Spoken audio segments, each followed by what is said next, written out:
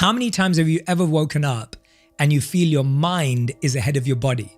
Every day. You would never cancel an important meeting with someone else, but we don't even schedule one with ourselves. The smartest people in the world are visualizing the process and the work and the journey. Ultimately, for me, meditation is an opportunity to build a relationship with yourself. But are you saying that I don't know how to breathe?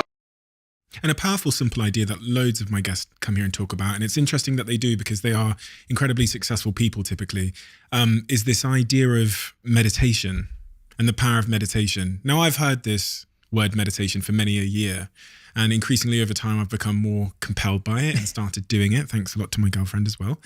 And you write about it a lot in your book. I mean, a couple of the chapters mention, pretty much several of the chapters mention the power of meditation. Talk to me about this simple idea of meditation and what the impact has been for you and can be for those listening. So in the book, I present 3 different types of meditation that I was trained in as a monk and that I was exposed to. And they are breathwork, visualization, and mantra. So if you look at all types of meditations that exist today in the world, there are 3 tools or 3 formats in which you can do it. Breathwork, obviously, naturally, it says it in the name. It's all about your breathing. And breathwork is generally aimed at body and physical. So if you're having physical anxiety, physical stress, if you're rushing around, your heart rate's gone up, breathwork is a beautiful way to come back into alignment. Now, visualization is really interesting because visualization is used by everyone from Lewis Hamilton when he's driving his car around a track through to David Beckham before he took a free kick. Visualization was the art of sitting in one place, closing your eyes and visualizing what's that track going to look like? What's that turn going to feel like? How's that ball going to move? It's visualizing the process, not the result. And that's what's fascinating. Western society has made it all about visualizing the result. Visualize yourself at the top of the podium and the goal.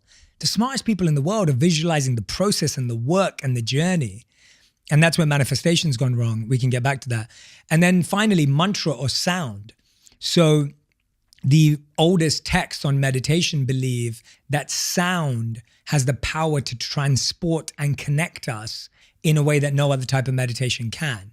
Now, we all have experience of this. When you hear a song from your past, you're taken back there immediately. When you hear a song that has maybe some ego in it, or there's a song that you listen to on your way to a party or a nightclub because it pumps you up and it makes you feel good. There are songs that make you feel violent. Sound has the ability to wake you up in the morning. You don't wake up by sight. You don't wake up by scent. You don't wake up by taste. You wake up by sound. Sound has the power to awaken deeper parts of us depending on what level it's at. So when you look at meditation, you have breathwork, you have visualization, you have sound. You can try a mix. You can try one or the other. Ultimately, for me, meditation is an opportunity to build a relationship with yourself. That's truly what it is.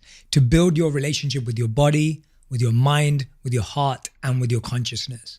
And as you continue to meditate through breath work, through visualization, through mantra and sound, that's all that's doing. It's just deepening your relationship with yourself. It's almost like saying, oh, when I'm with my girlfriend or my wife, what do I do? Oh, there's a few activities and experiences that you do. You go out for dinner, you watch a movie, you go for a walk. Okay, well, what do I do on my own? Well, when I meditate on my own, I get to know myself better. And that's the beginning of what meditation is. But the greatest benefits of meditation come from using the right tool for the right part of your life. So before I'm coming on a podcast like this or going on stage, if I'm feeling nervous or my heart rate's going up, I've recognized that that's because I care. It's because I really, really care what I'm about to do and I want to be of service to others. I want what I say to help someone. I want what I say to hopefully start someone's meditation journey potentially. And if that's the case, then I need to be aligned. So I'll practice breath work. I'll breathe in for 4 and out for 4. This simple practice just brings me back into alignment. See, Stephen, we all have this experience. How many times have you ever woken up and you feel your mind is ahead of your body? Every day. Your body wants to stay in bed and your mind is racing. Yeah. Or you experience the opposite. Your body is racing and your mind is still in bed. So most of our stress and tension in life comes from a lack of alignment in our body and our mind. Our body's racing 100 miles per hour and our mind is slow, or our mind's racing 100 miles per hour and our body's slow. To bring them back into alignment, you breathe in for the same amount of time as you breathe out. Simply doing that brings you back into alignment. Visualization I use for when I think I'm about to start a difficult journey and I think I may lose a bit of patience, or I feel like I really need to practice this. Imagine this as I'm about to go on stage doing something that's really big deal and important for me. I'm going to visualize myself pacing back and forth on stage. I'm going to visualize myself communicating that message. I'm going to visualize myself being really energetic on stage. Notice I'm not visualizing people clapping. I'm not visualizing people saying that was amazing, because that's just setting a false expectation. I'm visualizing my performance being the best that it possibly can. And then mantra and sound, which is a big part of my meditation every day, I do to connect with my deeper self. I do to awaken parts of me that are forgotten and to feel a connection to a higher power in the divine. There's so many people listening, right? And you said that so beautifully and eloquently, who I imagine listen to me doing these podcasts, and they've maybe tuned in because they wanted a business podcast, and they go, oh, here goes Steve again talking about meditation or whatever. And that reaction is probably caused by the historic kind of snobbery that surrounds spirituality. It can be quite a exclusive club, right? And the terminology can feel very exclusive to normal people, and chakras and all of this stuff and alignment.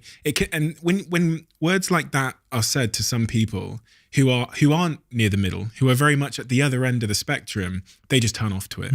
So if I was to be someone who's listening to this now, driving in my van on my way to work this morning, and I see a lot of people in their vans driving, listening to the podcast, what would you say is a really good, just a first step to investigate for themselves subjectively if meditation can add value to their life? Where would they start? Yeah, I would say that the first thing you want to do is put something in your schedule, in your calendar, which is time for you.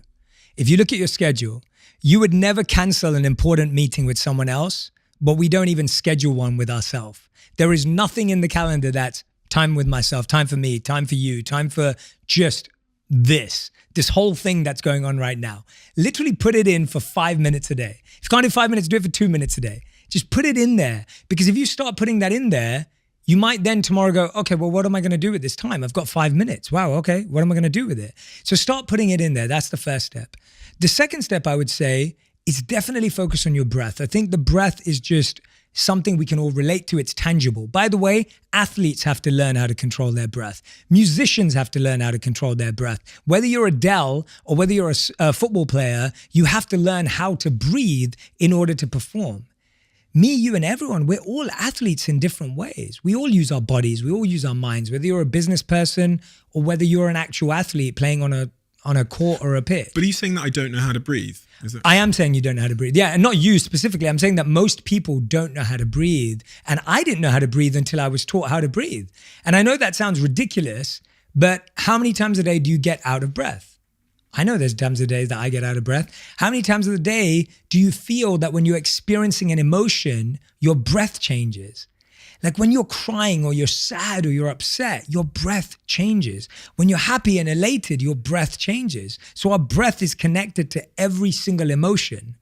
So if we want to navigate our emotions in our life, we have to train our breath. So I would just say to everyone, take out 2 to 3 minutes and just take a moment to breathe in and out, and breathe in for 4 and out for 4. Just try it as simply as that.